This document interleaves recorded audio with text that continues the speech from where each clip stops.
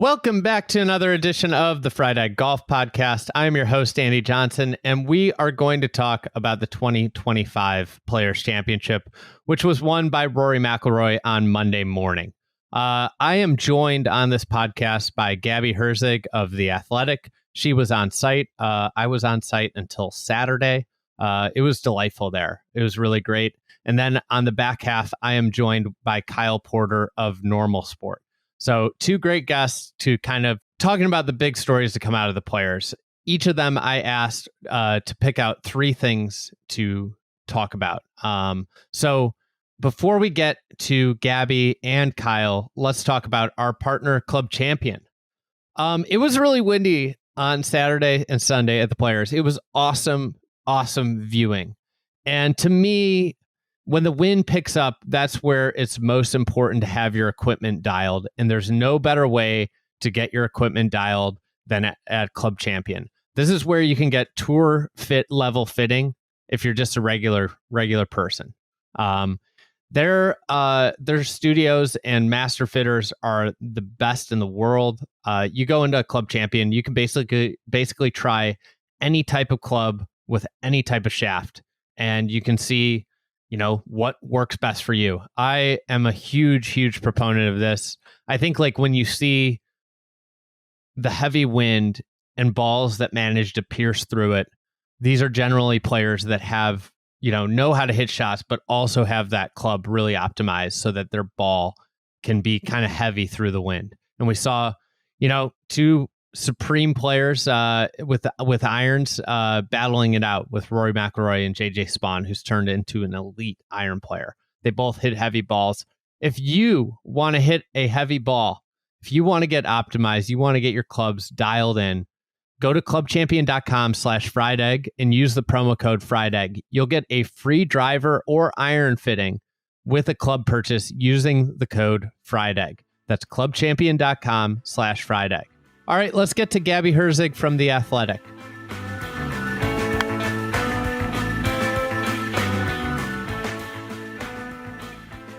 All right, we welcome on Gabby Herzig, staff writer from The Athletic, a New York Times company. Very fancy. You could, if I were you, I'd just say I'm a staff writer for the New York Times, but you're The Athletic. Anyways, we saw you on the ground last week at TPC Sawgrass. You stayed through the playoff. I am excited to talk about your experience down there and kind of your takeaways from the week. So I asked you to come up with three things about the Players. What's your first thing? I guess we could start with the champion himself, Rory McIlroy. My takeaway about Rory this week is I know there has been so much chatter about the mental side of things for him, and he really kind of laid it all on the line in his post-round interview yesterday, talking about, walking from the 16th to 17th tee and thinking about his ball going into the water. It was very vulnerable, Rory. The fact that he would admit those things is, you don't hear that often from a professional athlete of his stature. But I want to talk about Rory's actual golf, his shot making specifically. One thing that he mentioned there yesterday is this three-quarter 9-iron that he hit on the 17th hole. And it means 3/4 backswing with 3/4 speed. And I'm about to go hit 900 of those on the driving range, try to figure out how to do it because clearly something is working for him. And I just think he demonstrated this ability to have a full toolkit of shots this week, unlike, maybe we've ever seen, especially when he's just not driving the ball well. And that's probably why we got to see it more, because he had to make more shots. I think of the sixth hole yesterday, or I don't even know what day it is right now, but on Sunday, right. He hit it in the pine straw and had to hit this 40-yard slice around the tree, and he ended up right of the pin, perfect position. It was just one of the coolest shots I've ever seen. So that's my first takeaway is we talk about Rory so much, but do we talk about his shot making abilities enough? I don't know. It's an interesting point because I feel like if you look at the Phil, Ernie Els, Jim Furyk era, really the era right before Tiger, it became it was normal for somebody at age 35 to be hitting their like peak as a golfer. And that was like for a myriad of reasons. It was, obviously compared to other sports, physically, you might be past your prime a little bit at 35. But when the game without TrackMan and the technology and the tools that are available today, I think the game was a little bit more nuanced, especially when you consider the spinnier golf ball. And like I'm reading this book about Tiger Woods, and it's a Steve Williams Steve Williams really retelling it. And Steve Williams talks about when Tiger got the solid core golf ball, and it was really about control. There was added distance, but the control was the big piece, that it just held in the wind stronger. And I think that's the biggest thing from my perspective of when I was a kid with a wound ball versus now with a solid core ball, was the number of shots that you had to have when you're playing in the wind. And it makes sense why the maturation and the excellence of golf was later when you consider all the types of shots. And I think what we've seen with Rory over the course of his career is he's gone from like this guy that beat up soft golf courses where he could overpower them. And the margins got a little bigger, to now a player that's got arguably more shots, if not more shots than everybody else. And he plays the hard courses the best. Like he's been unbelievable in the US Open the last really 5 years. He's probably been the best US Open player. Maybe Xander's the best. You can make an argument, but it's really an interesting kind of career arc, because it does. He obviously had the early success, but he is seemingly reaching a new level at age 35 when most of his counterparts at 35 are kind of slowing down. 100%. Yeah, he basically said it all. He said, I feel like I'm a more complete golfer than I ever have been in my career. And to hit that, around this time is pretty remarkable. As you said, he just, it's funny because he hit I think 28 fairways, which is like less than half of the fairways this week. And yet down the stretch, the things that it's not those creative shots or those escape routes that bring him trouble. It's the simple things. And you saw, the first thing that comes to mind for me is either the 7-foot birdie putt on 15 or the chip on 16, which he left in a perfect spot on that green and just comes up, I think 13 or 14 feet short. So it's interesting to see like the areas that he finds like to be his strengths and the ones to be his weaknesses. And I think that tells you a lot about who he is as a player and where his areas of growth need to be. Clearly he's got a lot of it under control with this new, the new swing changes he made in the off season have seemed to help him tremendously. And now it's just like, can he get over that hump of just, him against his own brain, basically? Yeah. I mean, that's what makes golf so compelling, is that you can feel better than you've ever felt about something, and then the moment of getting into a golf tournament and you can psych yourself out, or deep in a golf tournament, you can put yourself mentally in a pretzel. And I think that's one of my big takeaways from Rory was just, I think this was a super important win in terms of his major arc, because I think it eliminates a lot of that doubt. While the Players is not a major, it also isn't a signature event. It is not an event that it's just it's a conundrum, right? What is it? Is it not technically a signature event? I just don't think it's more than that, right? Yeah, right. Like this feels more significant than the win at Pebble Beach. 100% agreed. And so it's like one of those things where like it wasn't easy. I think it was one that he probably looks back and you make a couple decisions different ways, and you could talk yourself into him winning by 3 or 4. Mm-hmm. But at the same time, getting it done and winning one in those high leverage moments, especially after what happened at Pinehurst last year and the consecutive year after year, the LACC and the St. Andrews, like 3 years in a row, these high leverage moments, just being on the wrong side of, the breaks and maybe some misplays here or there. And I think that that's like a big thing for his mental psyche going into the Masters.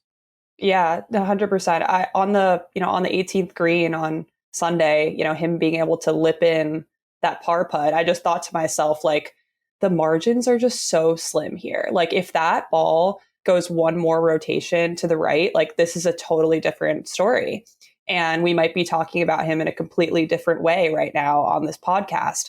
And that's what makes this game so baffling, because like inches can determine narratives, and it's honestly unfair. Like he's been playing some incredible golf this season. I was like asked in interviews before the Monday finish happened, like, how would this, determine like his year or how we think about him for the rest of the major season? And I was like, it doesn't, if you really think about it, it doesn't matter as much as we put the emphasis on, because of those slim margins and those little like bits of luck that you can just get or not get. So I thought, I did think that watching, the 3-hole playoff on Monday morning, and especially his first tee shot on 16, just literally stepping it up and bombing it on down the left side of the fairway. He looked so much more confident than he obviously was. He told us that later, but he had that energy of like, I'm coming out here to win a golf tournament. But it kind of like, it goes in and out. And then, you see how he 3-putts on the 17th green, and you're like, it's a little bit fleeting for him, that feeling and that energy. And I think he pulled it off this time, obviously, but exactly how you said, it's so mental. It's all, those 6 inches between the ears. I think having watched a lot of the high leverage moments, I think the most nerve-wracking place, maybe outside of like short putts coming down the stretch to win, is the first tee. Mm-hmm.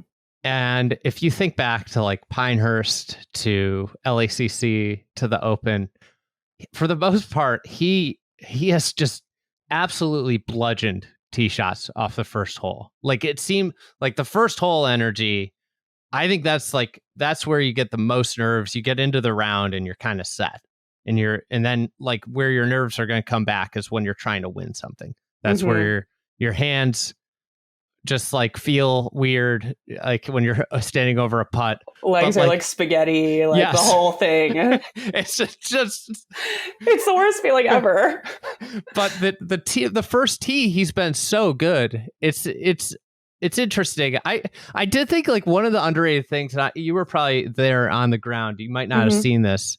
I thought he kind of alphaed JJ Spawn right out of the gate. Did you see him like kind of like after Gary Young did the intro, he kind of walked up to him and gave him this like, hey, like he was very polite, but it was polite, I felt, in a very gamesmanship way. Like it was something it was like, I'm about to destroy your life. Yeah, but it's so great you're here. Thanks for doing this, man.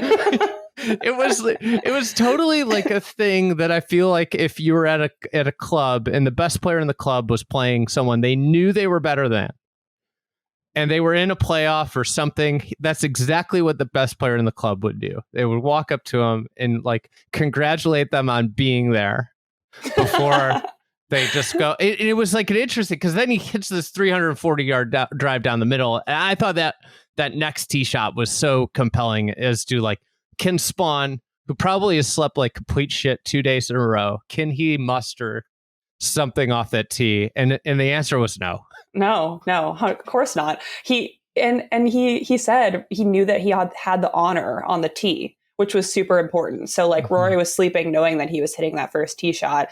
And, as soon as he takes like his little dog head cover off the driver, like everyone's like, ooh, and then just steps up there and does that. And I think that he was able to lean on that shot a lot throughout the rest of those 3 holes.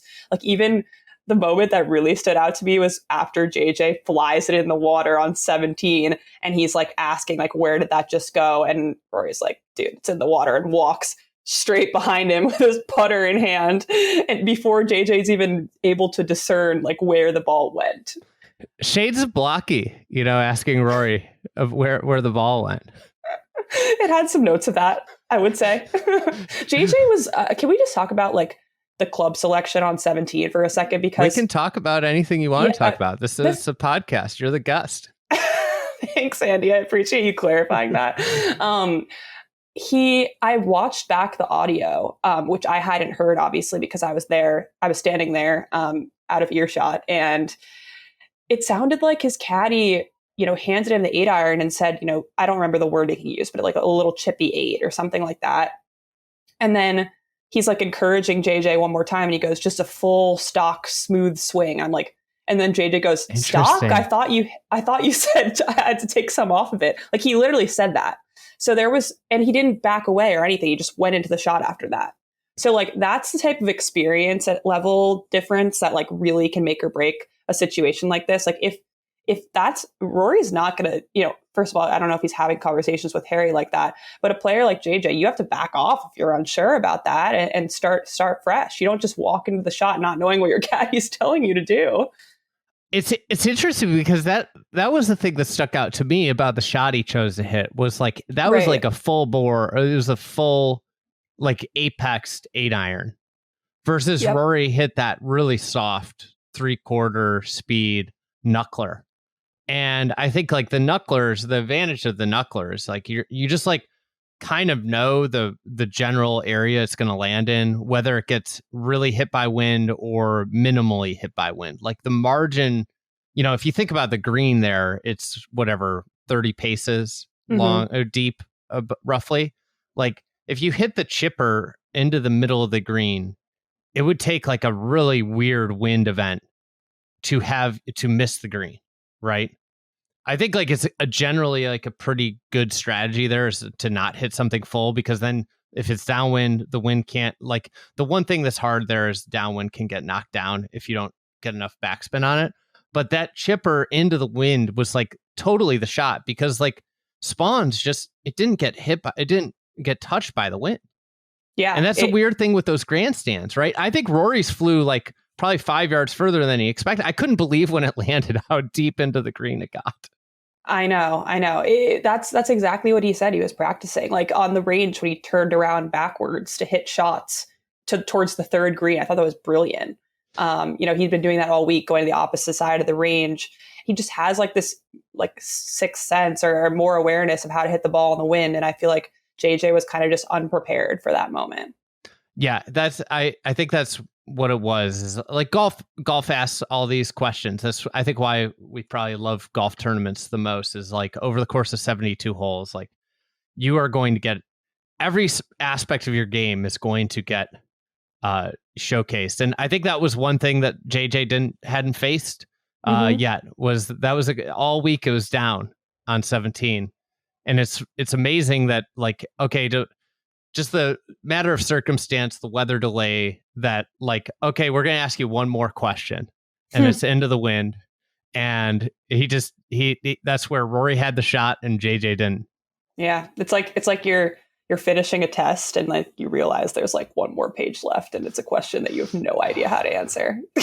I think I've finally outgrown the dreams. I haven't. Where you have anxiety about tests.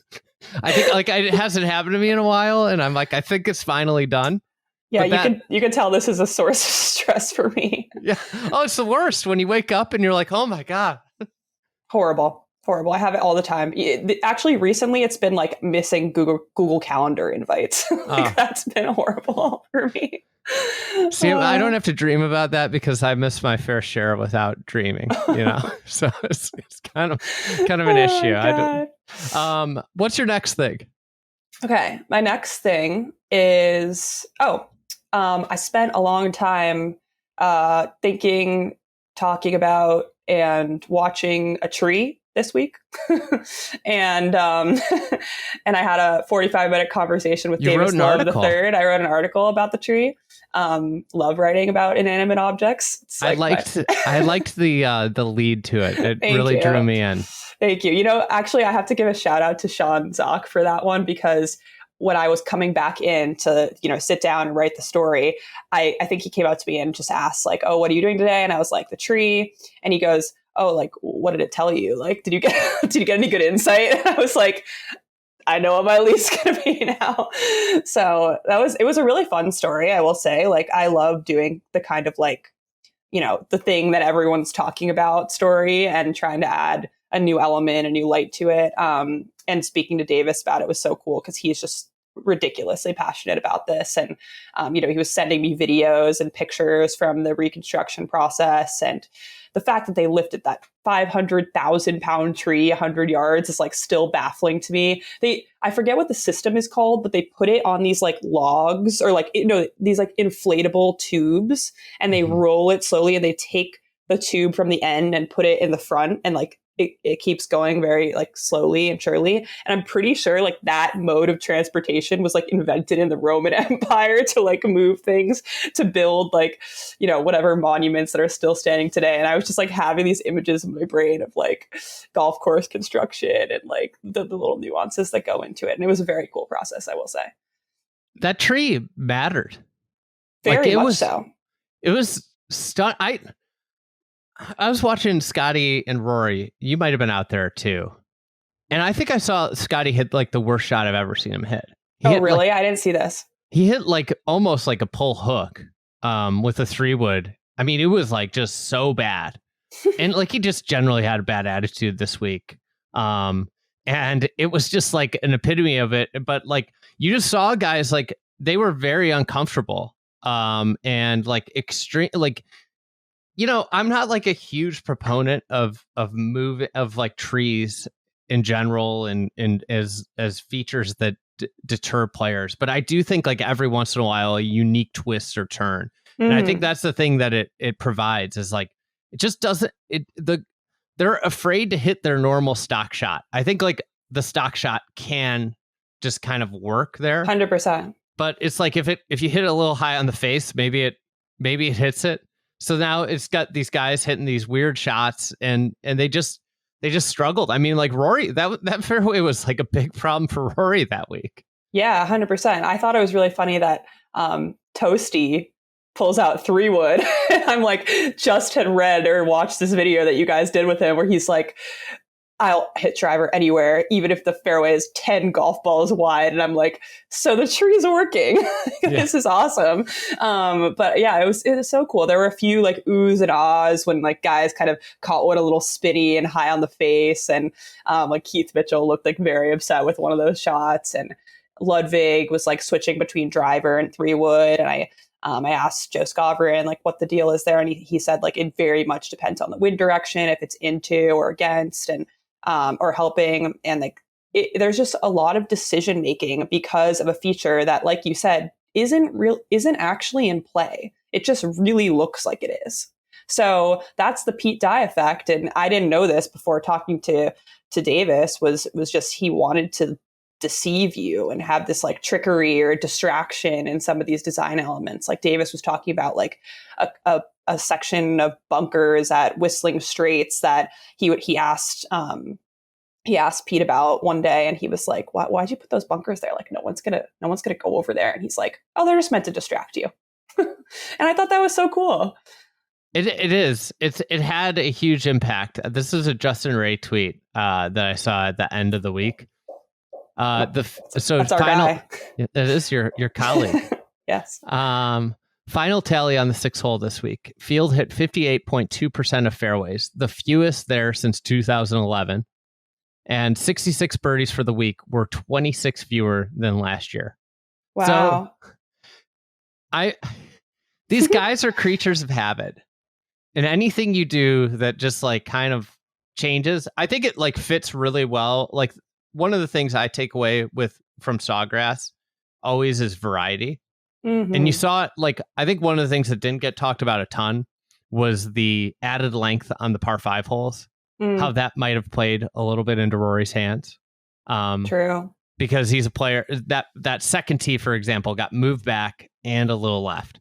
And that he's one of the few players that can really turn over a driver right to left. So adding distance on those par 5s, the thicker rough probably helped Rory McIlroy a little bit too. Like there are little things that play into the hands, but overall the thing I always take away with Sawgrass is like how, like, if you think about like tee shot after tee shot, rarely do they show you like the same look. And I think these guys get so good if you show them like a hole with like a similar width fairway and a similar bunker alignment over and over again, like they get comfortable. And the thing with Sawgrass is it goes, 1 goes left to right, 2 goes right to left, 4 goes kind of left to right. You kind of want to hit a fade there. 5, you go left to right. And then 6 now has this, like, you got to go low. Like, it's like a whole new thing. Like, everything moves different directions. And then you get to 6 and it's like, go low. And then it keeps jogging around with the different shapes and ask. And like, they're within those different shapes, there are super wide fairways and then there's super narrow fairways, which, like, I always get up to 4T and I'm like, God, after like 1 and 2, this looks so narrow. Because like 1 and 2 are pretty generous. And then 4, it's like, oh, it's just this thin little ribbon and there's all this trouble on the right and I'm going to bail left, but bailing left might be worse than hitting it right. Brendan used this term in a video recently, like visually, and I apologize, earmuffs for the kids, visual fuckery. Yeah. And there's just a lot of that out there. And 6 with the tree back is similar. I know like some people are like very against it. Yeah. I don't get that personally. Like, I think it's fun. These guys are playing for $25 million. Throw a tree in there. Okay. Just like make them get around it. I think it's adds like a really cool element of like, again, like testing guys and having them use every tool in their toolbox, just like you said. And I honestly, this is my first time at TPC Sawgrass, first time covering the players. And I don't think it translates as well on TV. Like, I didn't realize that about TPC Sawgrass before really walking the property and like seeing that some of these sight lines and like some of the visuals that you get off the tee, approaching greens, even like the quirky little elements of like a palm tree and a bunker, or like the little moguls on the 14th that they put back in. Like, I think we don't really see this stuff that often on the PGA Tour, and it's definitely refreshing to me. And I just don't think I fully appreciated that about the property before I actually got to see it with my own eyes. Yeah, the other thing, I hadn't been back in so long. I just forgot how great of a Spectator course it is. That was going to be my like bonus takeaway. It's like I last time I was there almost 10 years ago now. My brother-in-law was stationed. He was in the Navy in Jacksonville, and we went just as spectators on Saturday. I was there covering the tournament all week. On Saturday, I went as a fan. Nice. And like we just like sat on 17 basically all day. He's not a big golf fan. He's not like a golf fan. He's just, and and we just sat there, and I was like, this is like delightful. Like for an art, like someone who's deeply engrossed in the game, I can enjoy this. And for somebody that's not, it's like a phenomenal entry point because you can see the shots, but like all around, almost every hole is perfect places to spectate from. It's amazing. I actually, so my dad was there this week. He was on a buddy's trip with like his 6 college friends, and he Love came that to he's still doing that. Oh, it's amazing. They went fishing. They played around golf. It's aspirational. It is really, truly. I like put this photo of them on my Instagram story at one point and like wrote like Sawgrass dads with like a trademark symbol, and they were obsessed with it. They like made me send it to them, and they're like putting it in a photo album or something. But I was able to like walk around with him and his friends for 30 minutes on Thursday and another 30 minutes on Saturday or Sunday Saturday. And they were just like so giddy about how great of a spectating course it was that they couldn't even like figure out a place to stand and stay for a while because they were like, this place looks better. Or like, was this last one even better than that? On Saturday, I sat with them behind the second green, and there's this nice little hillside, and you watch all the players go for it or lay up. And we saw Rory hit like an incredible flop shot from the right rough. And then you just stand up and you could see them tee off on the third hole. and they're all excited about going out to the 12th hole because there are apparently great tacos over there. It was like a whole Taco journey. Lou stand. Yeah, exactly. Tacos on 12. And so the dads were thriving. Overrated tacos. Taco Lou. I agree, honestly. I went there. People love him down there, but I feel like if you put him in any city, it's just be like a run-of-the-mill place. 1,000% agree. We went on Tuesday night, I think, saw Michael Greller picking up a to-go order.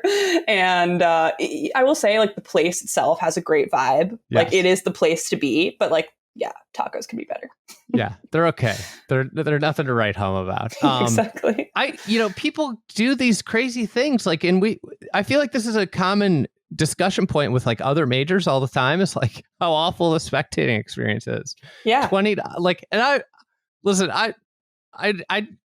I would say that I'm not a PGA Tour apologist. But I would say this is like literally the best tournament you can go to as a spectator. It's a great time of year. The weather's usually like really good. And it's like the tickets aren't crazy. And it's the best place to see, like, it is, to me, the best spectator experience in golf. 100% agree. Like, outside of the Masters, maybe. Yeah, Masters is pretty awesome. That's next level. But my dad was saying, like, I've been to other tournaments. My dad, like, I've been to the Open with him and at St. Andrews, where you literally can't see anything. You can't see anything, and you have to walk like 3 miles to get to one hole, and then like it takes an hour to get back to the clubhouse. But he was having a ball. Like, we were just talking about how much we'd recommend it to other spectators if they're trying to choose like what PGA Tour event can you like get the closest and have the best views. Like, I went over to the merch shop, and like there's a freaking driving range like right there for people to try to hit like the 17th tee shot. There is? Yes. I should have gone over there. Yeah, it was crazy. PJ didn't let me know. I forgot he can't talk on this podcast. He jammed us. What's your final thing?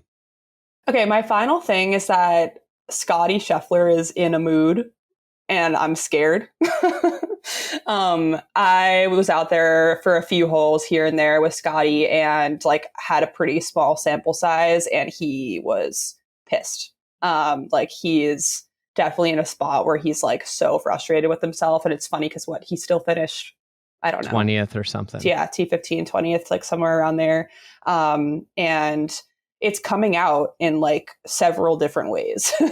First, it's just, he has this like outburst or once in every while after a bad shot. And it's like, for a while we just thought Scottie was like this nice, like wholesome world number one. And he's got some fire in him, I will tell you that.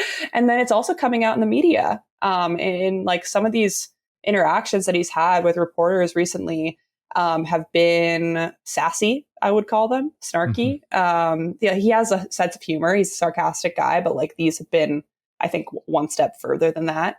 I just remember on Friday afternoon, the super group of Rory, Xander, and Scottie comes in one after another to the flash area. I don't know if you were there, Andy, but I was not. So we were all there was probably a group of 30 people standing around the little like fenced off flash area. And like Xander came in, and then Scottie was like kind of leaning against the fence and like waiting for him to be done. So he was already having to wait, which is like, oh no, like we're making these players wait 5 minutes to do media. But and he walks up to the microphone, and he's kind of just like adjusting his belt or whatever, and like looks up, and there's about 10 to 15 seconds of silence. Like, no one wants to ask a question. Like, and Scottie just goes, so I'll make a statement. And like eventually someone chimed in and asked the first question. But I just thought that was so indicative of like the headspace and like mindset that he's in right now. It's literally like translating to people being fearful of asking him a question. So it's an interesting like vibe and dynamic that I'm getting from Scottie right now, because he's like obviously this close to going on another tear like he did last year. And it right now it's coming down to putts falling. And it's been a spot of, a sore spot for him in the past with the putting struggles. And it seems to be getting to him, but I think it's getting to him in a way where we're going to see him like really break out again soon. And it's going to be like, oh, I remember, He had a different ramp up this year, which is interesting. But I will say that the new putters are Band-Aids. Mm-hmm. You get a new putter, you like it, you have some success with it. If you're not technique wise really sound. Are you saying that about the mallet switch from last year? Yeah. Like it's, like he's always, I think he's going to be a streaky putter for the, and I think he really struggles when there's added elements to the putting, whether it's wind or the greens are slow. Like we saw him, like, I don't know if I've ever seen him putt as bad as he putted at last year's Open. With the slower greens, it seems like but then the wind. I think the wind was bothering him this week, particularly on Saturday when I feel like really. I don't know if you saw this, but he said something to the lines of like, "I get the worst bounces of anyone in golf." No way. Yeah. It was that caught on like a hot mic or something, yeah. or you just it was on the telecast. Scottie. And it's like, I think I could think of like a lot of really good bounces that you've gotten that have led to like winning major championships, or like the one that, you hit a terrible duck hook into the trees on 18 and bounces out. Yeah. Just like drop down into the rough and you could make a par from there. Like, like you think about like his career. I think he's a creature of habit. He had his habit disturbed. The other thing that I think having a young kid is hard. And I think the early days of having a young kid are a lot easier than like once it's not like, oh, this is new. This is like your life changes, your amount of time. Like, I just think like I personally deal with this still is like there's a push and pull of like where I want to be with my career and what I want to do with my career, but also what I want to do with my family. And that is going to be like a push and pull. And I wonder, like, is that like this is just all speculative from my part, but like you just wonder about like what could have changed in the time frame from he wins his 9th win last year. He wins the Hero. It was dominant. He has the hand injury and he's just come back like in a different headspace. I can see that for sure. Or is it simply like he hasn't won a golf tournament in 4 months, which is the longest he's gone without winning a golf tournament in a really long time? Yeah, I feel like it could be easily a combination of both. Like it's just like something's bubbling with Scottie. Like it feels like it's slowly getting like just has this energy to it with him. And like, I don't know, you at least also with the I get the worst bounces of any golfer. Like at least he's kind of like funny with these things. Like I heard one where he's coming off, I think, the second green, and he had missed the hole by like 2 feet. Like it was a bad putt. And he's walking to the next tee and he goes, "I love a lip out, just a lip out." And it's like, at least you're able to have a little bit of humor with these things. Like I like that from Scottie. I think we're going to see him like really come out hot again soon. Like you said, like it might just be coming down to he doesn't necessarily have that like super, super ultra strong foundation with the putter like some other players do, where they can just rely on it, in times where they need it, like a Spieth, for example. And it's going to come back, but like I just wanted to throw it out there, like how interesting like the Scottie Scheffler energy is right now, because usually he's kind of just like the guy who shoots 68 and comes in, he's like all happy go lucky about like just I commit to my shots and whatever, like delivering all the lines that the number one player in the world has to deliver, and like that was not what he was doing last week. I feel like this is like he's evolved though, because like early on, like 3 years ago, it was like, God, this guy's boring. Yes. And it was like he doesn't give you anything. And then it evolved, like it seemed like he got more comfortable and he would crack jokes. Yes. He was like the wholesome kind of like quirky dude. Yeah. But like was funny. Yes. And like now it's like gone to like where he's like he's still pretty funny, but he also kind of like doesn't have the patience for questions that he doesn't like. Yeah, he's like, I mean, I just like don't want to get in his way. Like it's a little scary.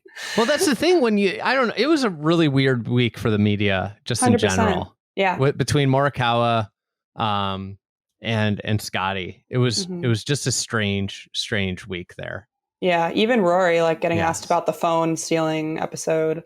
It was a little awkward here and there with some of these guys, just like seeming like they were questioning motives and like thinking that like people were out to get them sort of vibe. And I just like, I know where that's coming from, but like, I feel like these players should understand, like, if they, if they give the time, if they give those like more nuanced answers, like it can only bode well for them. And like, that's the thing that I think like the agents side of the discussion like has to realize, that it's only going to get worse if they, and I don't know if you read Shane Ryan's piece. I read Brody's. Brody's. And Brody's, yeah. Brody's really touched on that. Like this is this is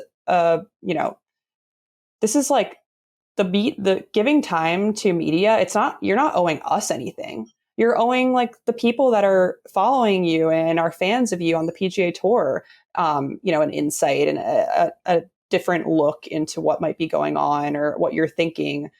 That doesn't always come out when you like post an Instagram reel about your practice round or like a highlight reel on TV. You have to take the time to actually express that. And that's how you win people over. Like that's how you get fans to follow you and buy in. So I just feel like there's a lot in it for them too. Like they owe it to themselves in a way.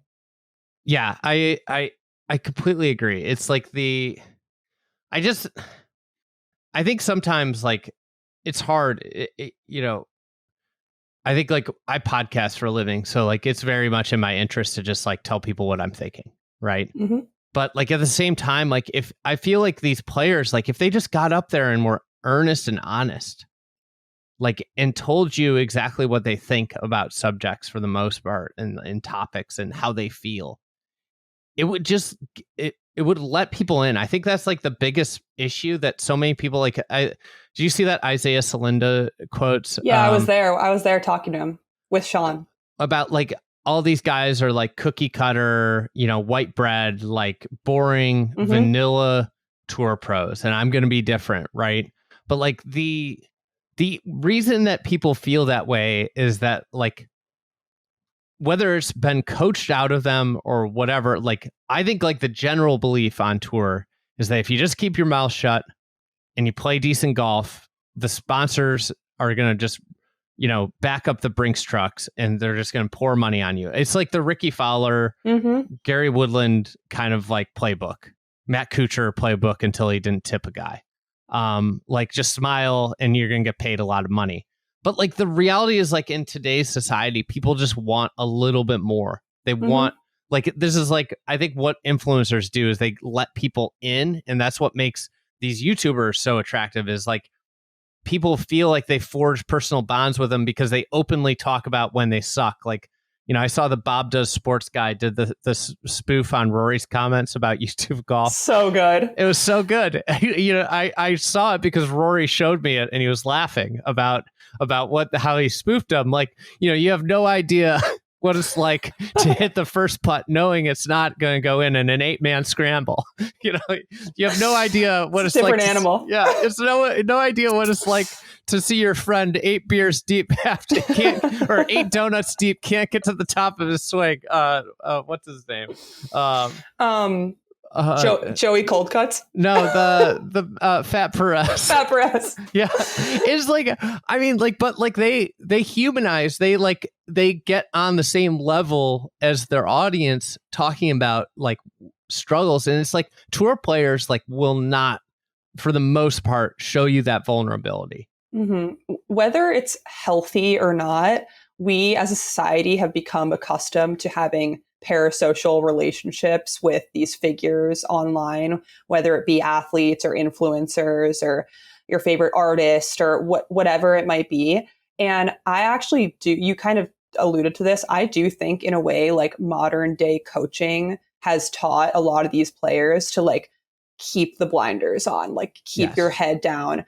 Like don't let any outside factors distract you. Like we've heard Scottie Scheffler talk about before that he doesn't have any sports like apps on his phone because he doesn't want to ever see any sort of notification around him or his game. I think some players do a better job of it than others, and we applaud them for being so focused and committed and whatever. But at the same time, it hinders in a way like that fan experience. Like we we want them to be vulnerable, but we also want them to perform their best. And like, is there a sacrifice there one way or the other? And I feel like Rory took an interesting approach this week and just like putting it all out there, like admitting that, he has work to do in some of these areas and he's made certain mistakes in the past in his career. Like, I think he mentioned like being able to, have like a negative memory arise to the surface and being able to replace it with a more positive one. And that's still a work in progress for him. And that's the kind of stuff that like makes people want to learn a little bit more or watch a little bit more, see if it changes. I had a really fascinating and honestly like difficult conversation to hear with Max Homa after Friday's round. Stood there after he finished and missed the cut by 6 or 7 shots.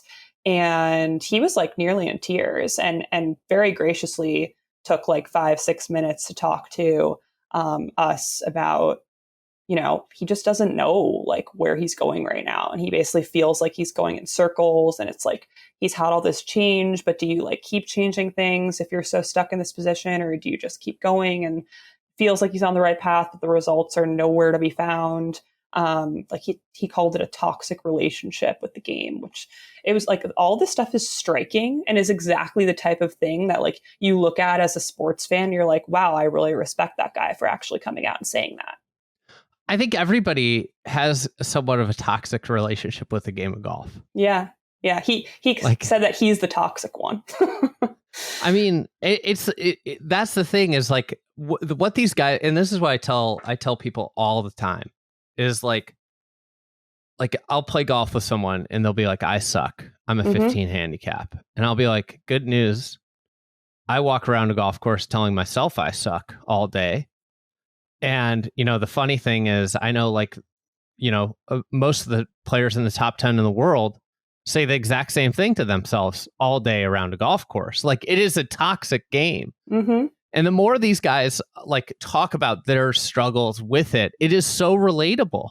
Like who hasn't been in the situation of Max Homa where like you are putting so much work into the game and the game is just beating you down over and over again because you're like almost getting worse the more you work at it.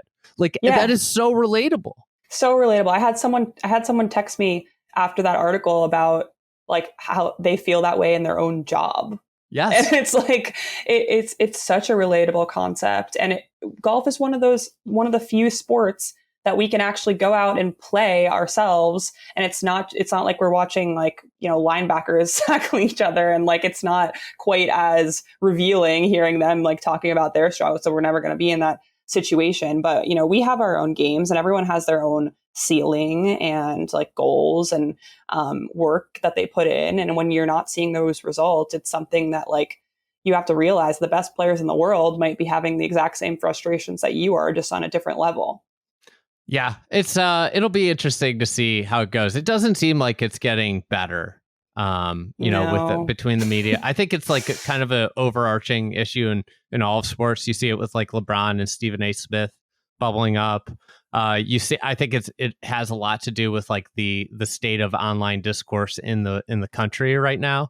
Yeah. I don't think it's the healthiest it's ever been, and I think it bleeds across. Like everybody feels like they're trying to villainify each other, right? Like they're trying to make everybody seem like the bad person when it's a lot of cases it's just asking questions to get more context.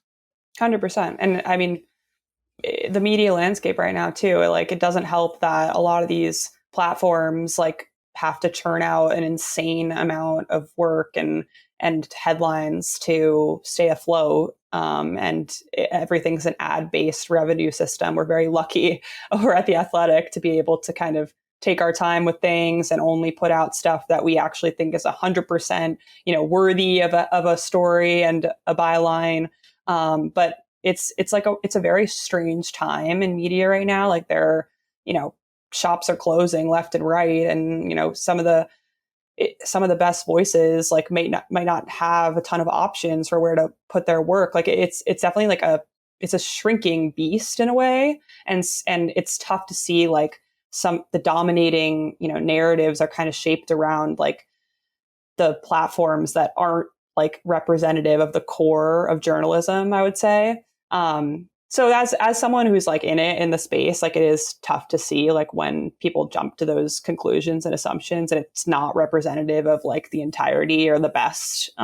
So we'll see. I mean, I hope it doesn't get much worse. I'd like to see like maybe a few players like step up and maybe give the opposite perspective to what Colin did and say, you know, how much maybe they appreciate the light that some of us shed on the game and are able to translate from them to the fans. We'll see. I mean, it's a very interesting predicament that we're in right now. Yeah, I think that it's a, you know, they'll all be on their best behavior at Augusta National. Yes, that's the only thing we know. Once we get past that it'll be an interesting story to follow. All right, yes. Gabby, everybody can read your work at The Athletic. They can also follow you on X and Instagram. Yes, indeed. Thank you, Andy. Appreciate it. Thanks for coming on. We'll talk Always. soon. Anytime. We'll see you in a couple weeks at Augusta. See you at Augusta.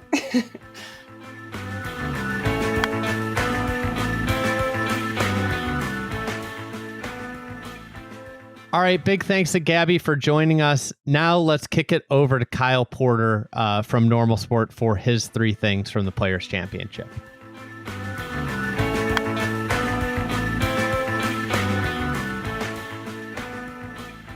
All right, this is very exciting. I have Kyle Porter of Normal Sport, a great newsletter place to read about golf. If you don't already, subscribe at normalsport.com. That's right, correct? Normalsport.com? Yeah, it used to be a Normal Sport. We paid, I think, $800 to get rid of one vowel, which is just insane. But yeah, normalsport.com. Those domain squatters, man, they always win. Yeah, I mean, I wish I could go back to college and tell myself, just buy, which domain. You could be a billionaire. It's, we got the fried egg. We were forever friedegg.co. Yeah. And we got the friedegg.com. My astute attorney / married and cousin had put a reminder on when the domain expired. Got it at an auction for $9. It was an incredible score. I can't tell you how many times I've gone to friedegg.com. It's the analytics company. It looks like it was built in like 1992 or something. I've been waiting for years for that thing to fold. I cannot believe that they're still paying for the website. It doesn't look like they can afford it. No, I don't think it's a company anymore. I would like that website, but I have yet to be able to get it. So, that's your website minute. Starting a business. Yeah. Websites are hard to come by. The website addresses. What are players? This is a sensational Monday finish, Monday playoff between Rory McIlroy and the guy everybody thought would be on the other side of the playoff, JJ Spawn. Kyle, I asked you to prepare 3 things to talk about. What's one thing you want to talk about this year's players? Well, do you want to go reverse order or like order of importance the way that I see them? Let's go 1 to 3. Let's hook 1 to 3. We'll hook people here with the most important thing. This is business minute number 2. I think my number 1 is and we could probably do a whole podcast just on this, but I think Rory winning, it made me real, especially the way that he won. I know it's been talked about a ton of like, he hit 48% of fairways, didn't drive it that well. I think his floor is higher than it's ever been. Like, I think most people who follow this closely would say, yeah, that's probably true. Like, his floor is the highest it's ever been because his game's more complete than it's ever been. And I think the question that I walk away from this Players' Championship with is, can you raise your floor without lowering your ceiling? Because I think that's the holy grail in golf, is to raise your floor and also sort of in parallel raise your ceiling. And it's really, really hard to do because by definition, in raising your floor, you're making better decisions, better choices, not hitting driver everywhere. I mean, he did all those things. And how do you raise your ceiling simultaneously so that maybe you have a chance to win some major championships? I think, this is what golf's all about. I think we heard Tiger Woods when he was going through his heyday. He harped on consistency. Mm-hmm. He was always seeking, everything he was doing was to be more consistent. And that's kind of what you're talking about. How do you raise your floor? How do you become more consistent? How do you evolve as a golfer? I think that's the other thing, is that we're seeing this, maturation of Rory McIlroy. And I think like one of the things with golf is there's so few players that play at a high level long enough where you can really see them evolve. And we are seeing Rory McIlroy really evolve. I think over the last 5 years has been the big kind of transformation where he's become extraordinarily more consistent and just more of a well-rounded player. Yeah, and not just that, but I think it's one thing to have those shots. I mean, we saw him hit some really cool shots in the playoff. The shot into 17. I thought the shot, honestly, into 18 was really cool. It was like this kind of flighty draw into 18. It didn't matter at that point. The event was over. But it was a cool shot that he said he's been working on that he hasn't always been able to hit with 7-8. I think he hit it with an 8-iron. Somebody pointed this out to me on Twitter, Andy, and I thought or X or whatever it's called. And I thought it was interesting. They said he's almost having this sort of Steph, LeBron sort of second prime of his career, which I thought was a really cool, because, I don't know that, I think you watch 24-year-old Rory and it's like, I don't know if anybody's ever driven the ball like that, including him at age 35. But man, you see these NBA guys kind of accumulate these little tricks and these little nuances to their game, these little wrinkles to their game where it's like, I don't know if Steph is like physically as gifted at age 37 as he was at 26, but man, he's just so much smarter and just better all around than he used to be. And I think I think that's a great comp for what Rory is doing right now. Yeah, I think if you looked at it, I saw that tweet, and I really I liked that. I think you could say something similar about like Brady too, where Brady had like these kind of distinct runs. I think with Rory, this is a longevity that we haven't seen since really Phil and Ernie. In terms of Furyk, maybe in terms of like really great play for a really long time. Like Tiger's career was kind of like, 12 years, and then it was like hit or miss for a year here, a year there, for the next 10. With Rory, I think you have that middle lull. I would say kind of like 2016 to really 2021 was where he was in this like in between phase. It's kind of like a in that phase, that's where there was a lot of frustration, a lot of stuff happened. But he's come out the other end from like 2022 on. He's been, I know he hasn't won a major, but he's been so consistent in majors. Well, he actually mentioned, I don't know if you saw his presser, but he mentioned I think he said 2015 to 2020, where he was actually talking. Actually, I don't think it was in his press conference. I think it was on Live From, where he said it with Brandel and those guys afterward.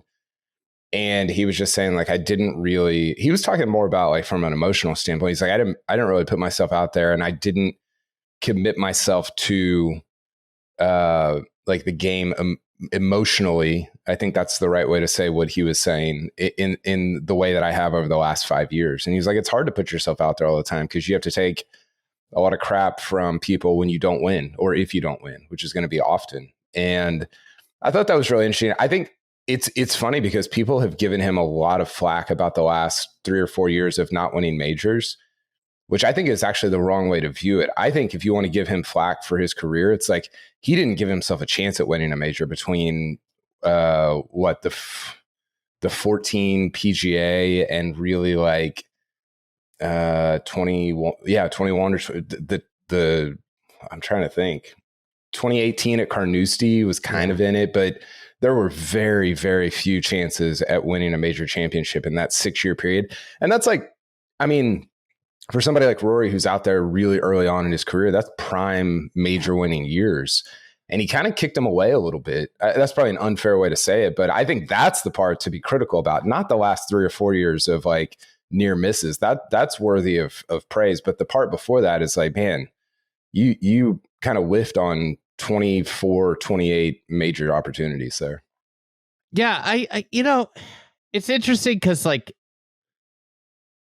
I wonder why it happened there. I didn't expect to be having this conversation, but like what in that period, it probably was, the least good Rory McIlroy in terms of like high level golf. I think it could be that there was like a wave of new players. It kind of like he wasn't, the game was changing. There were new young talents. That's kind of when the emergence of Spieth and Justin Thomas, Jason Day reaching the top of the game, like other players. I think there is like this thing with golf, and I think it's happening right now where Rory pushed a number of great players to a new level. Jason Day being one of them. Like Jason Day went up in his play to match Rory in like say 2015, 2016. And now Scottie Scheffler has done something similar to Rory, where he's raised the bar, where Rory was at the peak of the game for, really since 2010 till now. He's considered, if not the best, one of the best. And last year was the first time that it was clear he was not the best, Yeah. And with that bar raising, he has clearly taken his game to the next level, in my opinion. Yeah, I think I definitely think some of it is players. I mean, 20, that was kind of the era where it was like these guys that grew up watching. I mean, I know Rory grew up watching Tiger, but it was really like the sort of JT Spieth, like that era was like prime, like, oh, Tiger's in golf. I'm going to go play golf because it's cool. And there's a ton of money in it, by the way. And all those guys started to hit at the time where Rory was getting into I think the other part of it with Rory is like, you win 4 majors at 25 and then you start looking around and like, is this just it? Like, is this, it gets a little existential of like, oh, is this all that life is going to be? And so I think he went through that 5-6 year period. And then you get old. I mean, you and I experienced this in our careers and our lives. Like you get old enough to where you have a little bit of like, oh, I've only got like the X number of years left to do this.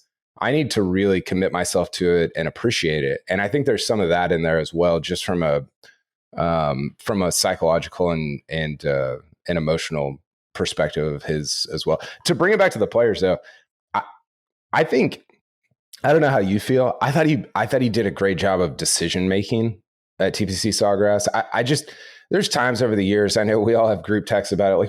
Like, why are you hitting that shot? Like, what are you doing, man? There was one moment with 9 on Saturday when he hit it in the water on 9 with the driver. Yeah, it was like, wait, why'd you hit that? But that was kind of old Rory. I go back to, I think it was on. Do you think he was trying to hit it over the water? I mean, it went straight in. He wasn't that far away from getting it over. That's what I'm saying. I don't think he hit it well. It didn't even touch land. I know. That's why he just did not hit it well. And you couldn't possibly be trying to hit it up the left side. There was a moment on Friday, him and Scheffler and Xander were playing together, and JT had just on Thursday hit that mini driver into the water on 18, and JT is always trying to like roll one over on 18 and get it going up the left side. And I watched, I think Rory hit first. He just hits 3-wood, like kind of cutty 3-wood, like up the middle, working to the right side. And I was like, man, that's such like just an adult decision from him, and one that I'm sure he's tempted to not make, because he can hit that huge drawing driver up there if he catches it. But it's such a smart, like Friday adult decision. Yeah. He, I think also like, his targets, he talked about this in his post round about how conservative he was this week with his targets. And I think it he was out of position a ton.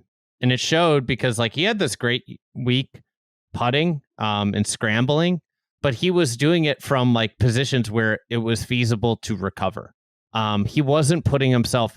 It wasn't like when you think back to like even Oak Hill a couple of years ago when he was chasing on Sunday. Yeah. And it's like, oh, this might be set up for a Rory comeback.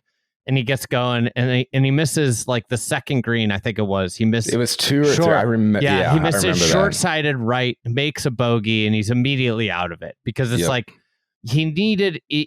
It's like, and he pushed the gas too much, and it's like that's the one place you couldn't miss it because like what you can't do is go backwards.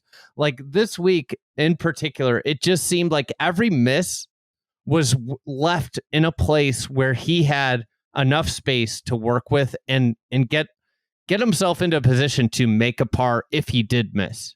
Yeah. And I can't think that is anything other than watching Scottie over the last 2 years, right?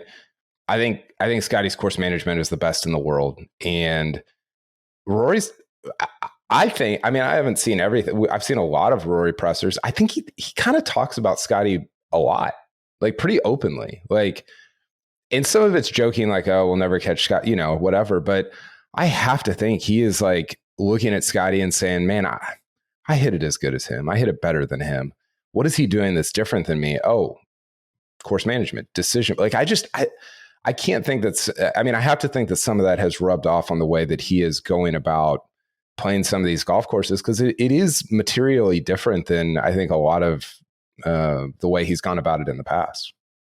Yeah, there's like I think one of the things that Scottie has is like a lack of ego in his game, where he's not afraid to take speed off to hit fairways. Like he isn't afraid to not take on flags because he knows he could just like, he's going to hit. And it's like always like, I don't know if this is a statistic, but it's been kind of like every time I've seen Rory for the most part with Scottie, outside of maybe last year's Players where Scottie like really played great and Rory didn't play that great. Weren't they paired together last year at the Players too? I think so. I think Rory didn't he miss? I think he missed the cut. He was bad. He did not play well at but like to me, when we've seen them together and we saw them at was Pinehurst, did they play together? LACC, they were together on Sunday. Yeah. And then this week, I don't remember Pinehurst. This week, something that's always jarring to me is like how much Scottie starts behind Rory. Because like if you think about it as like a race, like Rory's often like 40 yards ahead of him. Yeah. He hits it so much further than Scottie does that he's already like, let's just say a tenth or so better than Scottie on every single hole. Mm-hmm. That's not a par 3. And it's just like Scottie's been so good from there in, but like from a skill standpoint, I think Rory overall is a better putter. I think Scottie is probably a better iron player, a better short game, but the short game's not that different. Rory's a great short game player. It has a great short game. And a lot of the iron play where Rory gets himself in trouble over the last 5 or 6 years has just been around like a few bad misses. Yeah. Well, I mean, you sort of answered it right there. You can be, it's like a tortoise and the hare thing. You can be a tenth better for 9 straight holes. And then you hit one into a spot that like on 9 that you cost yourself a stroke and you just erased all those tenths that you stacked up. Right. And that's where Scottie is. And it takes so much mental energy to maintain that decision making over the course of 72 holes. Because these guys, I mean, this is I talk about this with JT all the time. It's like, well, I could hit that shot. It's like, yeah, I know you could, but that's very different than you should, and that's the part where I'm so impressed by Scottie's humility and his lack of ego and his willingness to be super conservative in spots where you would think one of the best ball strikers in the game and of the last 20 years would not be conservative, but he is. And I do think that part has rubbed off on Rory a little bit. Yeah, I think like he said it early this year, like he's going to play more like Scottie this year and his patience. And I thought this tournament was like the showcase of that. He clearly did not have his A game this week, and yet he still won. And I think a lot of people were saying he kicked away winning it in regulation. I mean, this is one of the best fields in golf. I think the other part of his game that he's transformed, besides the kind of more conservative targets and smarter play, is like he has added so many shots to his repertoire where now, like, there was this advanced analytic from I think it's Ron Close, that he's the best player in an 18 plus miles an hour wind on the PGA Tour. You know, this is a guy that people said when the conditions get tough years, you know, in that 2016 range, he couldn't play when it was firm or windy. He couldn't play. In the last couple of years, we've seen when it's been the toughest conditions at the U.S. Opens, he's become the best U.S. Open player. Scottish. Yeah, at the Scottish Open, like he rises to the occasion when there's wind, and a lot of it is the development of his off-speed stuff. Like, he's known for his power, but his ability now to take speed off on the irons in particular and hit those flighted knockdown shots. You saw it on 17. It was the difference in the playoff was Rory's ability to take speed off, hit something that was very unpredictable in the wind with that flighted shot versus JJ Spaun just simply not having the same shot in the bag, hitting a more like full shot that got up in the air and the wind not hitting it, right? Like, that was the difference in the win. Well, I think what's interesting about that is he's really evolved from, like, you used to think, oh, it's got to rain or be soft or wet for Rory to really, like, you know, go out and have a chance to beat this field. And now it's almost the opposite. You almost want, like, for his sake, you almost want it to be fast, firm, windy. But again, like, I think the thing that really stood out about this week in particular is he balanced having those shots with knowing when to use them. It's one thing to have them. It's another thing to know when to apply the gas and when to pull off and hit the brake. And we don't always see top level players make the right decision. I mean, I always go back to JT and it's like, oh, he's got every shot. And it's like, well, that's fine if I'm just watching you on the range, but can you apply them in the right situation? And if you can't, then it doesn't matter. You're going to shoot yourself out of it. And I thought that he did a great job of applying those shots. Yeah, it, like, your practice and your work you've put in builds up those shots, but applying them in the right situation, like we saw on 17, like we saw on 6, you know, that kind of 40-yard cut out of the pine straw there, like, that's a sick shot, but you have to know when to use it and when not to. Mm-hmm. All right, what's your next thing? My next thing is a little bit related to those shots, which is that I have really come to love and appreciate TPC Sawgrass. And I think early in my career covering golf, 2013, I didn't have a huge golf background. And so I was kind of ambivalent toward TPC Sawgrass. I didn't appreciate it. I didn't hate it, but I grew to dislike it a little bit because everybody just talks about 17 too much. And everything felt a little bit overrated, but man, I just think it is a really cool test of professional golf in a way that those guys don't often get tested outside of major championships. And I put something about that on Twitter, and Michael Kim responded and said that he thinks it's because it was specifically built for professional golf. Whereas a lot of these places, like, you know, you think about a place like TPC Craig Ranch, or that's probably a bad example, but a lot of other courses that they go to, it wasn't necessarily built for professional golf. And I'm not a architecture, like, I don't know architecture, but I do know, like, variance. Like, you can just look at the numbers. And I was talking to Rick Gaiman, and I said, man, the variance in scoring has to be wider here than anywhere else. And he told me that this TPC Sawgrass and Muirfield Village are the two widest standard deviations in terms of scoring every year consistently on the PGA Tour. So outside of the majors, those are the two highest, which to me makes sense after watching. Yeah, I think you nail it. Like, it being designed, and Michael Kim, it being designed for professional golf is such a big aspect of it because, like, you're not concerned with playability.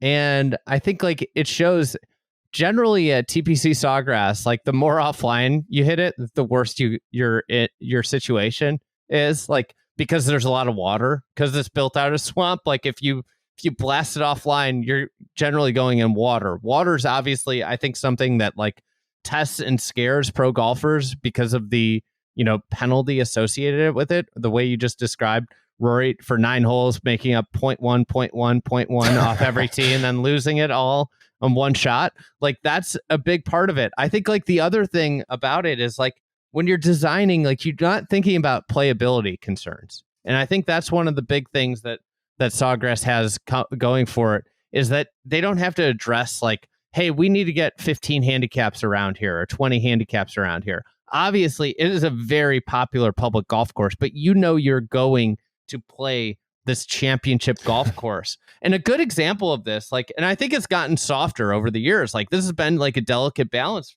for the tour to run because they have this cash cow. I mean, if you start to do the math on the back of a napkin of like what an 800, 200 or 250 players at $800 a head does, on a daily basis, you start to look at the numbers. It's like this thing makes a shitload of money, right? Like, so they have to balance. They have to balance the idea of like, this is a popular place for people to play with, like, we host this championship, but the idea that it was built. And one of the things I love about what's going on there with the recent work that Scott Sherman and Davis Love have done, like to me, like the new work on 14 with those super severe moguls is like quintessential Sawgrass, because that tee shot, you're supposed to hit it up the left side. Like that's where you want to hit it. But you got water in that bunker over there, and it's scary. And you have like, it's on a diagonal, so you have to pick how far you want to cover. And as you saw, like I thought with Rory's restart, like that's the worst first driver to have to hit after a 4-hour break. Mm-hmm. And of course, he bails way right. It gets him in trouble. He has to chip out. Will Zalatoris is cooking. Oh, gosh. He was flying. I thought he was going to win the tournament after the 13th hole. And he hits it right over there. And it's just, it's you cannot bail. And that's what I love about like that work was like, it's added back in that severity over there has added in the penalty for bailing. And I think that's what Sawgrass does so well. Is it shows where you want to go, but you just can't get there. Like It's hard to get yourself to go there. And if you do not swing freely, and if you try and guide it around there, you are in for a world of like, it's kind of just like body blows all day. And I think it's got like, what's unique about Sawgrass is it has, I think there are golf courses that kind of paper cut you to death. Sawgrass can apply body blows, and then there are a few places on the golf course, as we see every year with 17 is one of them. What happened to Zalatoris on 14? Like there are a few places on that golf course that can deliver knockout blows, and that's where you get that high variance. Yeah, I think even 18 is I don't know what architecture people think about 18. Again, not my world, but it's just asking a question of you that is very unique. You've got the whole planet to the right. And you can go too far right, though. You can bail out, but it's going to be a nightmare. But then it's just, I mean, it requires, and I know you guys, and I think Joseph's written about this quite a bit, but it just requires consequential decision-making and shots that you don't get at a lot of. I mean, you watch most tour stops and it's like, I don't think double's really in play.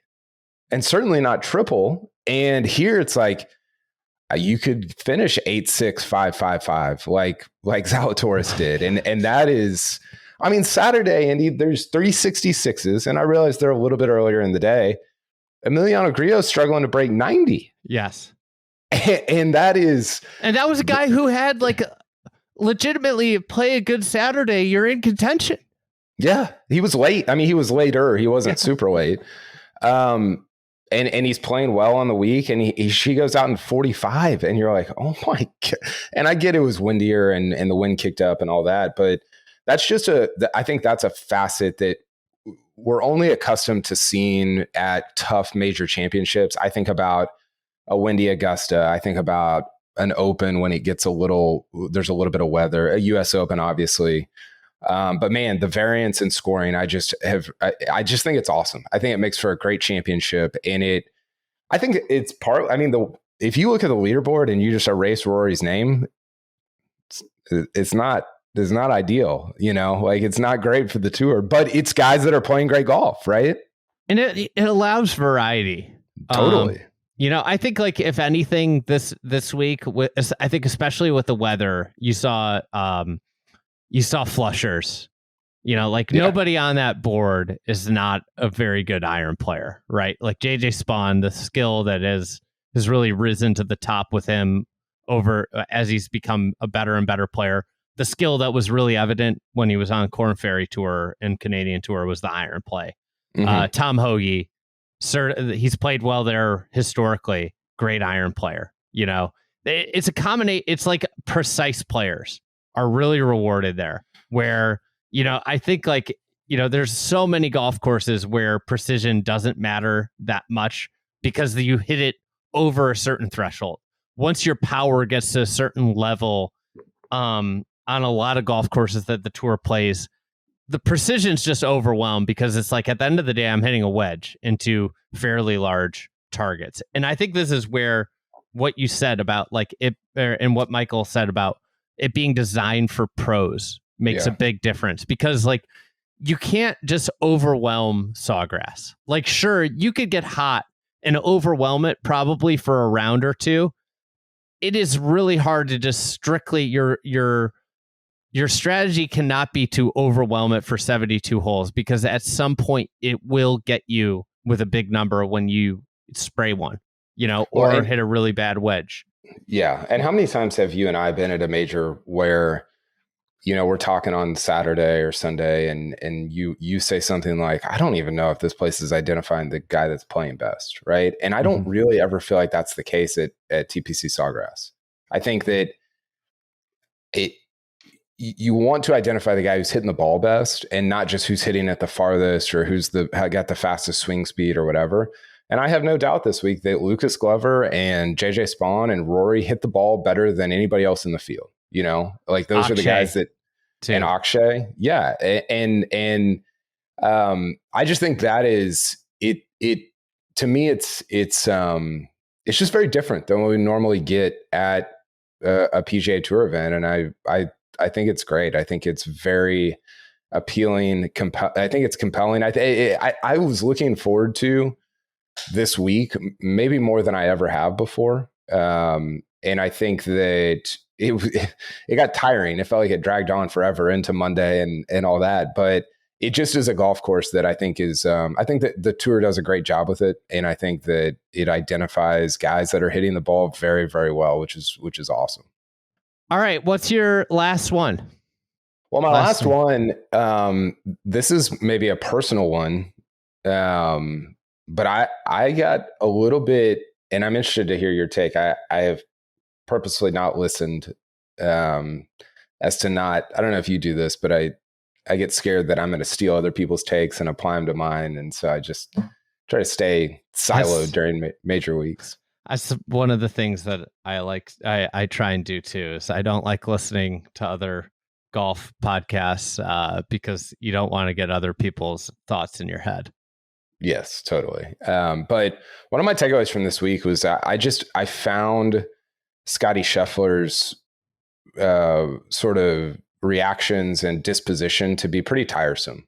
And I like Scottie. As a player, I think he's way underrated and just incredible. I like him as a person. I have good interactions with him. We have a good rapport. But he just, I think when you're not winning and you start to, mutter and groan at every single bounce that you get or every single thing that happens, it's like, I don't know, man. I think the wind is blowing for everybody else as well. I think these are the same greens that everybody else is hitting too. And I'm just curious. I think that's one thing. It's going to be, that's sort of, he did it a lot last year and it kind of gets swept under the rug because he's winning 9 times. I'm interested to see how that goes this year if he's not winning at all. You don't think he's getting worse bounces than everybody else on tour? That's what he suggested on Saturday. No, absolutely not. Remember the bounce he got when he won the Masters when he hit it into like the abominable forest left of 18 and it kicked out just like right into the grass? Remember that? Yeah. And listen, like, I think part of it is like, that was a good bounce. Yeah. And it's like, dude, I don't know. Part of it is every shot and reaction is shown, which is unfair to him. I totally get that. And again, Michael Kim responded to me and said, I got a list of guys that are way worse than Scottie Scheffler, which I think is like for sure true, but I can only see what is shown to me. And I don't know. I don't know how that's going to go for him if that continues this year. I mean, this is the story of every pro golfer ever. This is the story of like almost every golfer ever. Is that everybody, like, it's just such a psychologically difficult sport that it's very hard to blame yourself. Yeah. Right. And I think like the vast majority of golfers are completely delusional. Like the best golfers are almost the most delusional ones. They never, for sure. Okay, it's like maybe you just didn't hit a good shot, Scotty. That's not something that's in his head. Like maybe I misjudged the win. Yeah. I think it would be like if you fully mic'd up players all the time and you could just listen to any of them, it would be astonishing as to what some of the players are thinking about. Like, do I think Scotty's reactions are different than everybody else? No. I also think like this is like I think that it shows in some ways, like, I think Rory's like very self-aware. I don't think like Rory really moans and goes on and on about bad bounces here or there. Like occasionally might. But I do think there's just different spectrums of golfers. And I think Scotty's on the one that like doesn't believe he's ever done anything wrong on a golf course or hit a bad shot. I mean, golfers are weird. And I think like the other thing that Scotty's dealing with right now that I talked about this with Jeff Ogilvy a little bit. And Ogilvy was like, the hardest thing to do is to play after the week you've won. Yeah. But where I kind of, Jeff, I was like, is there an issue with, is it make it the next year really hard when you win 9 times? And he was like, oh, absolutely. Yeah. Because his expectations are so, I mean, they're so over the moon. I guarantee it. He won so much last year. Yeah. That it's going to make this year extremely hard. Yeah. And I think that's a little bit my point is like, it can almost get going in the wrong direction to where you just are mentally and look, like Scotty's emotional, and this is not like that different than he was last year or the year before that or the year before that.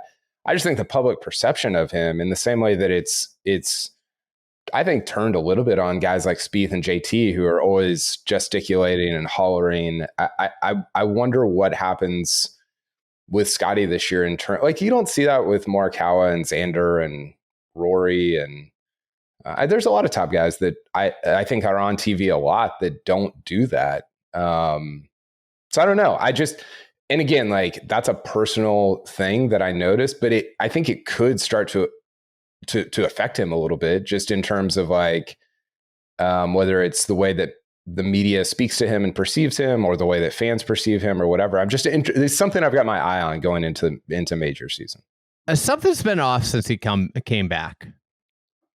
He's been really chippy with the media.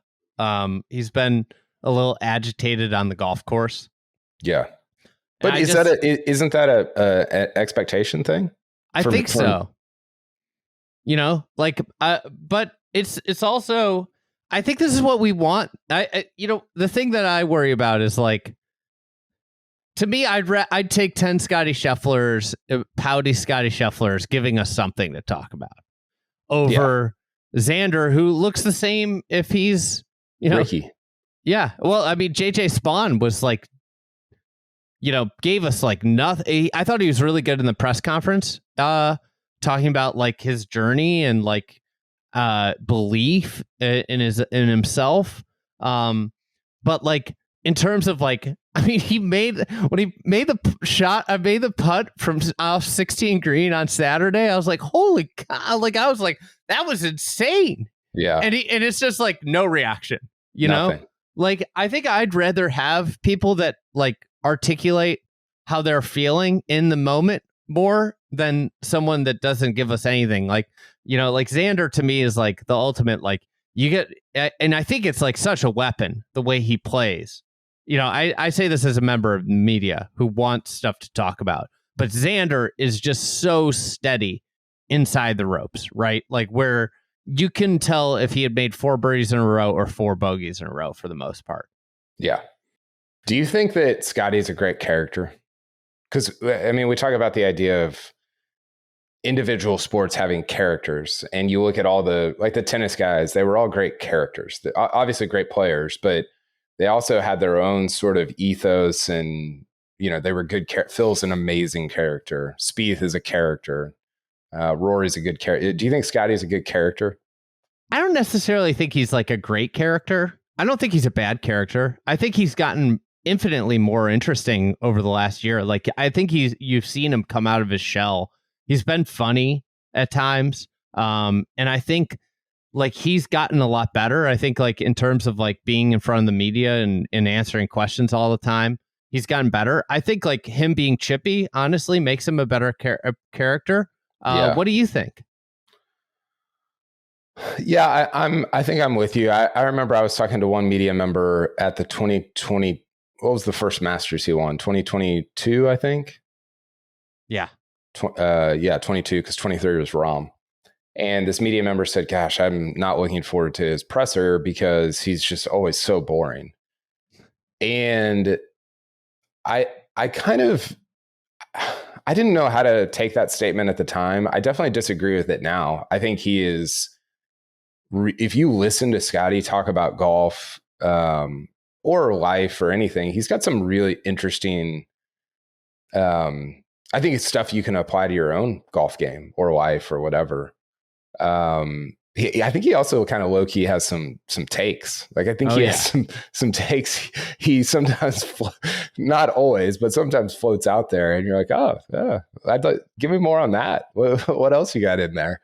So yeah, I think I'm with you. I think he's an above average character. He's not a Phil. Phil's like a 10 of 10 character, but I think he's certainly a better character than I thought he was going to be 3 years ago. I just worry about how he is. I worry about how he's perceived a little bit and how that affects him, because we've seen that negative spiral. He's not as abrasive as somebody like a Bryson, but we still, I mean, think about how much we saw Bryson spiral when kind of the media got against him and and I don't know that Scottie's in danger of that happening, but it was just something that it sort of clicked for me for the first time during this Players Championship. Are you more worried about Colin Morikawa in the media or Scottie Scheffler in the media? I don't know if you're joking or not, but I don't know. I cannot believe Morikawa. That and I mean this in all sincerity, that reeked of somebody that just had never been told no or never been criticized before, right? Like, yes, that was just like, oh, you've never faced adversity in your life, or that's what it seemed like. I'm not saying that he hasn't, but that was just the perception after he almost started crying. Mm-hmm. Like he was so emotional about it, and you're like, gosh, I think, and all these guys, I wrote about this for the newsletter, all these guys want to be loved like that, just as all of us do as humans. And I think he just had, it seems like and of course you win 2 majors and people are just worshiping you. And then it's like, oh, not everybody loves me. And that can be pretty jarring. And clearly it was for him. Yeah. I sometimes just wonder about like, somebody's got to give him advice not to do that. Yeah. Are you worried about Scottie at all? Like, are you worried that he's, from a game standpoint? No, not really. I do think I was looking at his numbers from TPC Sawgrass, and he was bad around the greens. And the thing that I was thinking about that, Andy, is the injury that he had in December was to his hand. And I think he's got some of the best or most underrated hands in the world in terms, like him and Rahm, their hands, short game, are just unbelievable. And so you're like, is there something in there that there's a little bit of lost touch, or there's a little bit of, I don't know. That's one thing that I think noticed a little bit early on in his year. But I don't want to get too worked up after what was he played, like 5 events, and he's finished top 25 in all of them, I think. Yeah. I think it's just I think he's such a creature of habit. It's hard because he's come into this year with like a different schedule. And he's working his way into it. That being said, like, don't love that he hasn't. I mean, I don't think he's had a real chance to win on Sunday this year. Yeah. And I think that's a little bit concerning. And in terms of stats, he is 44th around the green. And for it's early. He's only got 20 measured rounds, but 44th. Kind of, I mean, I think that's the big difference, in where he's at.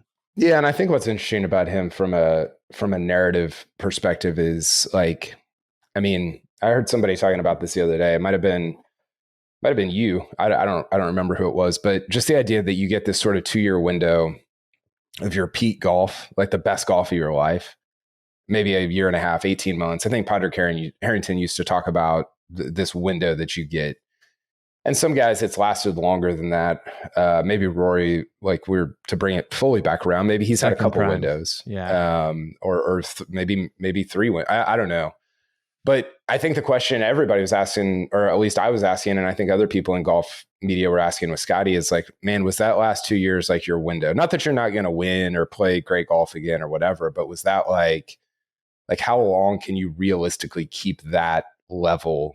I mean, he's playing right now. If you just look at 2025, he's playing at a pretty high level. Like, he's playing really good golf. He's 4th in strokes gained total. Yeah, he's been really, really good.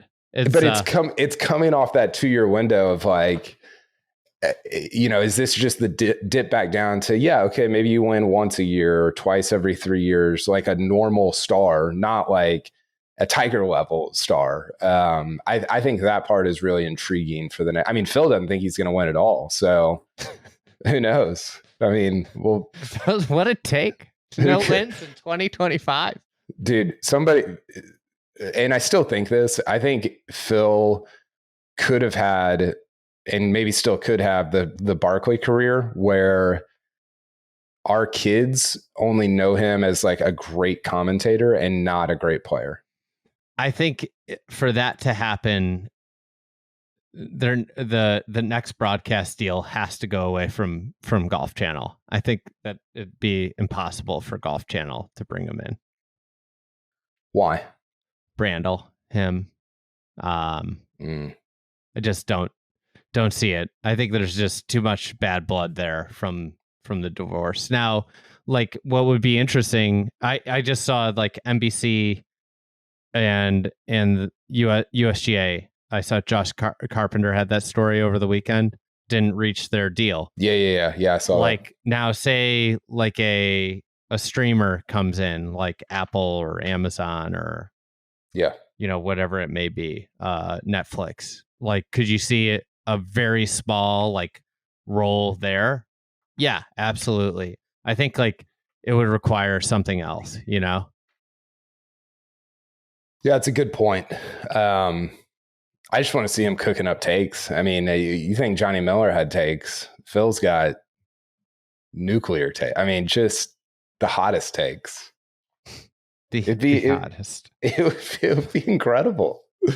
And I know there's been rumors of him in different kind of lead seats over the years at different places. And that, I think once the live thing happened, everybody thought, that can never happen. But I think, like, you give it enough time and anything could take place, could happen. So I'm interested to see if that ever does go down. I think I legitimately think if he was not saying like truly crazy things, that he'd be really, really good in that chair.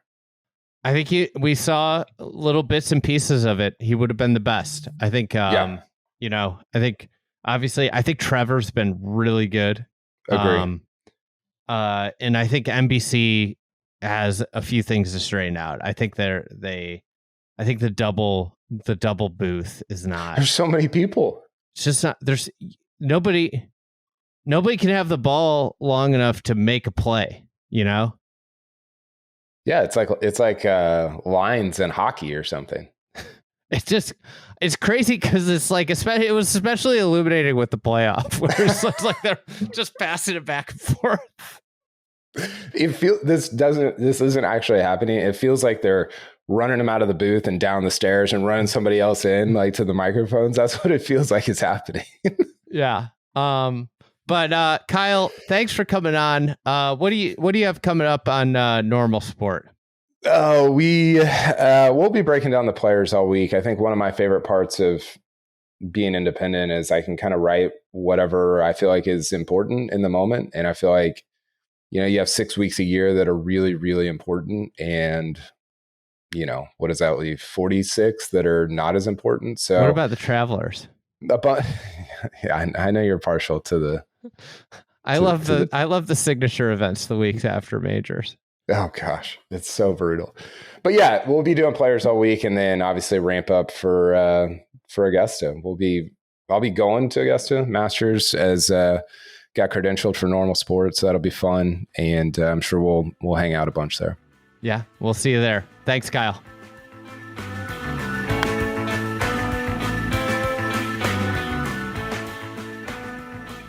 All right, that does it for another edition of the Friday Golf Podcast. Big thanks to PJ Clark. He is working overtime. He's spent. We have worn him out. PJ was on the ground all week. It was fun to see him interact with all of his fans on the ground. PJ's become, I think, the most beloved member of the Friday Golf team. And he produced this, and is just going nonstop. So he needs a day off here pretty soon. And I think he's going to get one this weekend with his St. John's in the NCAA tournament. But anyways, big thanks to Gabby and Kyle for joining. And we will be back next week. We'll probably get some golf architecture talk into next week's episode. So thanks for joining in, and we'll be back next week.